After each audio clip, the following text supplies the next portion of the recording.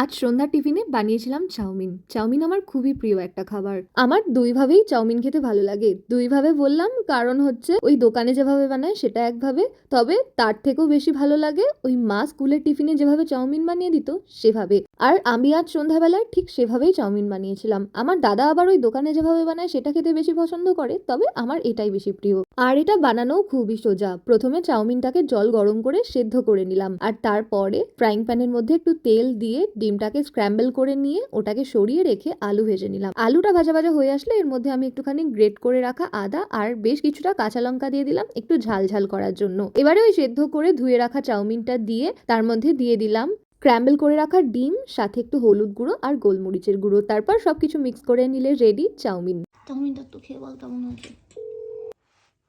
সুন্দর হচ্ছে। খেলোই না ভাই গরম ভাই। সুন্দর হচ্ছে।